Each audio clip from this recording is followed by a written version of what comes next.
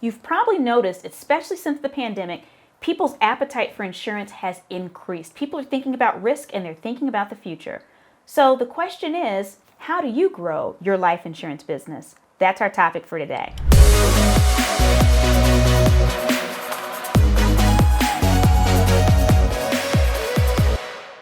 Our topic for today is how to grow your life insurance business. Now you might be saying, I already know how to do this. I've been growing a life insurance business.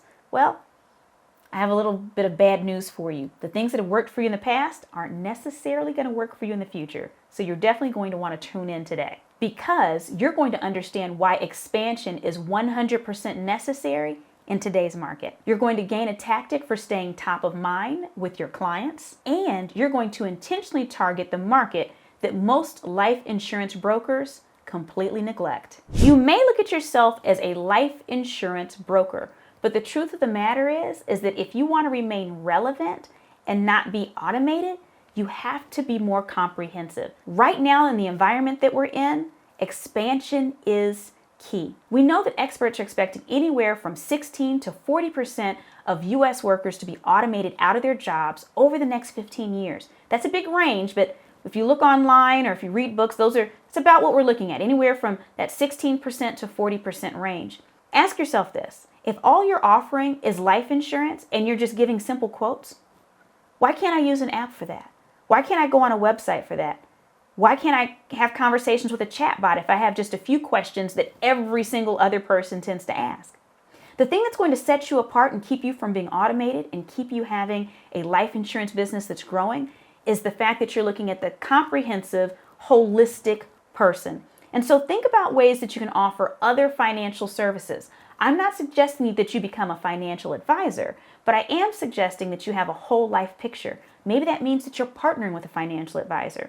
Maybe that means that you're providing just some worksheets to look at the whole picture, some tips on savings. So there's things that you can do so that you're not simply helping them in one way, because people want advisors that are looking at the whole life and the whole picture. I don't know if this seems counterintuitive or not since you're selling life insurance, but we know that people are obsessed with health and youth unlike any time in the past. One of the best ways to connect with people in your community and other potential customers and prospects is by promoting wellness initiatives for the community as well as online. So instead of just being that person that's giving advice on life insurance, now you're talking about ways to stay healthy. You're sharing statistics about how certain behaviors increase longevity of life. You're giving information that people will pass on because it's sticky. Everyone wants to know, how do I stay in better health longer? How do I avoid having to spend money on costly medical procedures? And so now you're becoming a trusted advisor versus simply an insurance broker. Not that an insurance broker isn't important, but we live in a time where no one wants to buy from a salesperson, but everyone wants to buy from an expert. So we're positioning you as a life expert, and wellness is obviously a huge part of life. You might be thinking to yourself, I don't have the content for all of this. How am I going to offer all these comprehensive financial planning services and then be the person in charge of health and wellness initiatives? You do not have to do all of these things by yourself.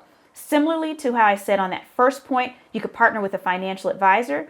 Well, on this point about those community initiatives, it might be you sponsoring them. It might be you partnering with a gym or with some type of instructor, or maybe with some nurses in the community. It might be a matter of you just offering access to your building. If you have an actual brick and mortar business, it might be a matter of you just offering space to have the programs in-house. It might be you partnering with these other entities to go out to schools and universities. So you don't have to come up with all the content, but we do want your company attached to the program so that people know that you're not simply selling life insurance, you're helping them live a better life, and that insurance is just a piece of it. That leads me into the next point. That's probably one of the most important things you can do for your life insurance business, and that is to be very intentional about creating strategic partnerships. Think about all the other professions, all the other types of businesses that have the ear of your prospects or your target audience. What do those people do? Write that down on a sheet of paper. Is it doctors? Is it nurses? Is it financial planners? Who is it that has the ear of your people? Is it real estate folks? Is it prenatal doctors?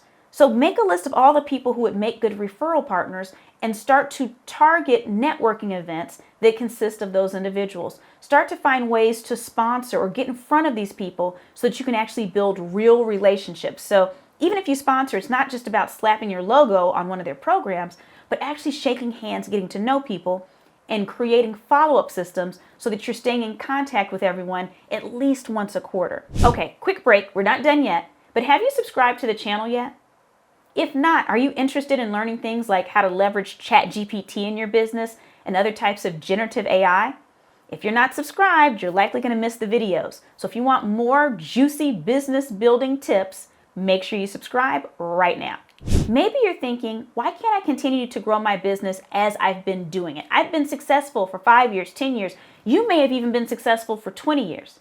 The short answer is, the world is changing rapidly. We're seeing that the life expectancies of businesses is shrinking dramatically. 50 years ago, a full business life cycle was about 75 years.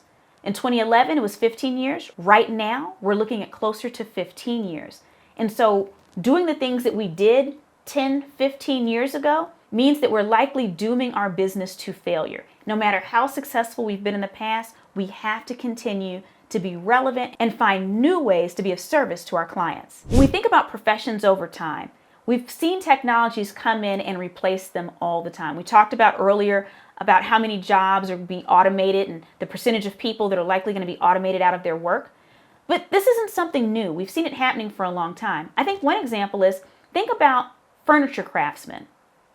When you think about the Industrial Revolution and mass production of furniture over time, so we can go into furniture stores right now and get all of this mass-produced furniture fairly cheaply compared to how much our grandparents, great-grandparents, and great-great-grandparents had to pay for furniture that was oftentimes handmade. We know that there are far less furniture craftsmen today than there were 100 years ago because we can mass-produce furniture. But to be very clear, all of them were not put out of work.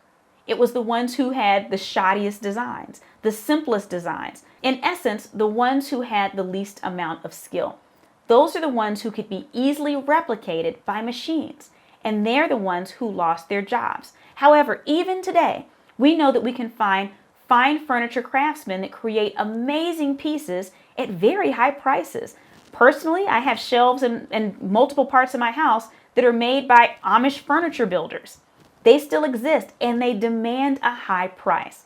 And so that's why we want to make sure that we're looking at the whole life cycle of our clients. We want to make sure that we're staying up to date. We want to make sure that we're being innovative, because I want you to be those fine furniture craftsmen that last the test of time versus those that put together the cheapest looking furniture that were automated out of work. Because we don't want you to be automated out of work and we want you to stay innovative, I have a free gift for you called the Future Ready Playbook. This playbook is full of activities and worksheets that will have you thinking about your business differently and taking strategic approaches you probably would have never thought of before, but will keep you relevant and your business earning revenue for years to come. Right now, look at the description and click the link to download your copy.